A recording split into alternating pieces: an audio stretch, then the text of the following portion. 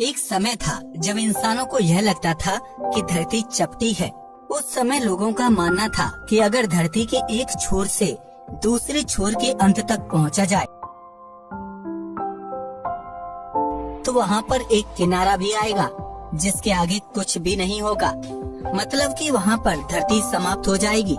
आज भी ऐसे कई सारे लोग हैं जो कि ऐसा सोचते हैं, पर जैसे जैसे समय आगे बढ़ा कुछ एक्सपीरियंस ने इंसानों को यह सोचने पर मजबूर कर दिया कि क्या धरती सच में फ्लैट है। जब जहाजों के जरिए वे समुद्री यात्राएं किया करते थे तब उन्होंने देखा कि जैसे जैसे जहाज समुद्र के आगे चला जाता है वैसे वैसे ही वह दिखना बंद हो जाता है। उन्होंने यह भी देखा कि जब कोई जहाज बेहद दूर से आ रहा होता है तो सबसे पहले उसकी चोटी दिखाई पड़ती थी और उसके बाद नीचे का हिस्सा। ऐसा होना तभी मुमकिन था जब धरती चपटी होने के बजाय गोल हो। इंसानों ने जब और तरक्की की तब वे इस बात को समझ पाए कि धरती गोल ही है। लेकिन आज हम धरती के गोल या चपटे होने की बात नहीं करने वाले हैं। आज हम उससे भी बड़े सवाल को देखेंगे। अगर धरती गोल है तो नेविगेशन के तौर पर इस्तेमाल किए जाने वाले मैप्स फ्लैट कैसे हो सकते हैं? आप जिस मैप को बचपन से पढ़ रहे हो क्या वह सच में सही है या उसमें भी कोई झोल है? इन सभी बातों को जानने के लिए हमारे साथ अंत तक बने रहिए। आज आप मैप्स की उस झूठी दुनिया से बाहर निकलने वाले हो जिसे आप बचपन से सच मान बैठे हो। उससे पहले आइए एक बार मैप्स के इतिहास पर नजर डालते हैं। आज से लगभग 5000 साल पहले मैप्स के सबूत हमें आदिमानव द्वारा बनाए गए गुफाओं पर पेंटिंग्स के साथ पत्थरों पर खींची गई लकीरों से भी पता चलता है। थोड़ा समय और आगे बढ़ने पर लोग छोटी छोटी दूरियां नापने के लिए मैप्स का इस्तेमाल किया करते थे। हालांकि उनके मैप्स एक छोटी सी एरिया तक ही सीमित हुआ करते थे। कुछ स्कॉलर्स के मुताबिक 9 फीट चौड़ी गुफा में बनी यह पेंटिंग दुनिया की सबसे पुरानी मैप है। गुफा में बना यह मानचित्र एंटोनिया में मौजूद है, जो कि आज के समय में टर्की में मौजूद एक जगह है। माना जाता है कि यह मैप चैटलहूक नामक एक बेहद पुराने शहर का है। स्कॉलर के मुताबिक इस मानचित्र में एक ज्वालामुखी और उसके साथ बाकी बिल्डिंग्स को दर्शाया गया है। हालांकि कुछ स्कॉलर्स इसे मैप मानने से इनकार करते हैं। वह कहते हैं कि यह बिल्डिंग नहीं बल्कि एक जियोमेट्रिक डिजाइन है और ज्वालामुखी असल में चीते की लाश है, इसलिए इस पर ज्यादा भरोसा करना ठीक नहीं। 720 बीसी से लेकर 500 बीसी का यह टैबलेट बेहद पुराने शहर बेबीलोन का मानचित्र है। एक मोबाइल के आकार का यह मानचित्र डिटेल्ड होने के साथ साथ अपने समय से काफी आगे था। इस मैप में बेबीलोन शहर को बीच में दर्शाया गया है। बेबीलोन के निवासी जानते थे कि उनके अलावा और भी सभ्यता मौजूद है। हालांकि किसी अन्य सभ्यता के मैप में बेबीलोन या फिर किसी और सभ्यता के बारे में कोई प्रमाण नहीं दिखता। पुराने समय में मैप्स का इस्तेमाल नेविगेशन से ज्यादा कहानियां बनाने और बताने के लिए किया जाता था। साथ ही मैप्स स्पिरिचुअल और रिलीजियस हुआ करते थे। कुछ सालों बाद बेबीलोन के ही निवासी इमागो मुंडी ने पहली बार वर्ल्ड मैप बनाने का प्रयास किया। अपने वर्ल्ड मैप में उन्होंने दुनिया के 7 कॉन्टिनेंट और समुद्रों को दर्शाया था।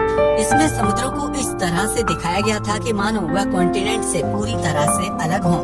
आज के हिसाब से देखें तो उनका वर्ल्ड मैप बेहद ही खराब था और उसमें बहुत सारी कमियां थी। साथ ही उसमें भारत को भी नहीं दर्शाया गया था। ग्रीक के महान फिलोसोफर एनेक्समेंडर ने भी वर्ल्ड मैप बनाने का प्रयास किया। उनके द्वारा बनाया गया मैप कुछ ऐसा था। इसमें कॉन्टिनेंट्स और ओशन दर्शाए गए थे। मैप को देखकर आपको ज्यादा कुछ समझ नहीं आएगा क्योंकि यह मैप भी पिछले वाले की तरह ही बेकार था। हालांकि उस समय के लिए ये एक बहुत बड़ी उपलब्धि थी और लोगों ने इस मैप की जमकर तारीफ की। एक सही प्रकार का वर्ल्ड मैप बनाने का श्रेय इन्हें दिया जाता है। लगभग 600 बीसी के करीब ही एकाताइओस द्वारा बनाया गया वर्ल्ड मैप सामने आया। उनके इस मैप में भारत को भी देखा जा सकता था। इसके करीब एक सदी बाद एरोटोस्थनीज ने भी एक मानचित्र तैयार किया था।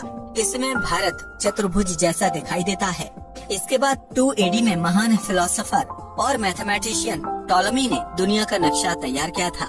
टॉलमी द्वारा बनाया गया यह मानचित्र बाकी अन्य मानचित्रों के मुकाबले काफी ज्यादा अच्छा था। आप इसमें दुनिया के अलग अलग देशों और कॉन्टिनेंट को देख सकते हैं।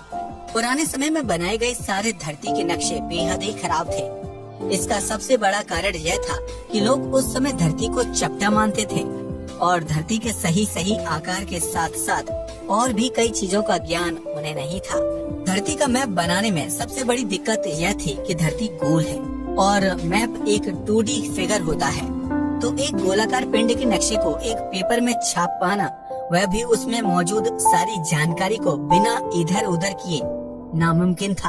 आप चाहें तो खुद इसे एक बार ट्राई करके देख सकते हैं। आप देखेंगे कि गोल पेपर पर छपी जानकारी को खराब किए बिना प्लेन पेपर में उसी जानकारी को एक्यूरेट दिखा पाना संभव ही नहीं है।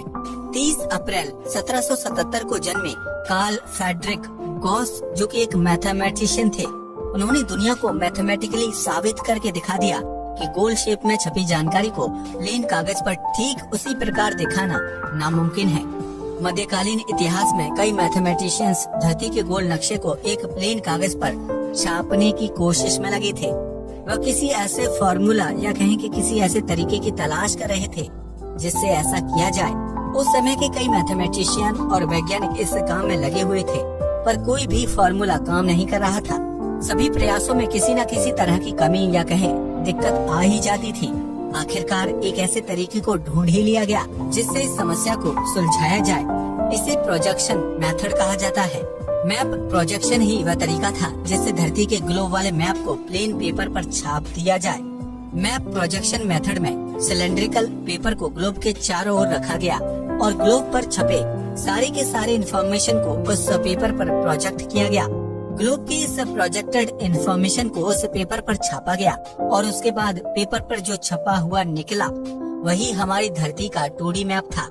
यहाँ पर ध्यान देने वाली बात ये है कि शुरुआत में केवल सिलेंड्रिकल पेपर पर प्रोजेक्शन नहीं प्रोजेक्ट किए गए थे, बल्कि उसके अलावा और भी तरह तरह के शेप्स पर प्रोजेक्शन प्रोजेक्ट किए गए थे, जैसे कि एक फ्लैट गोल पेपर पर, एक कोन पर, कई सारे ट्रायंगल्स को मिलाकर एक बने हुए पेपर पर। इसके अलावा और भी कई शेप के पेपर पर ट्राई किया गया था और सभी अलग अलग पेपर पर धरती के अलग अलग मैप्स बन रहे थे।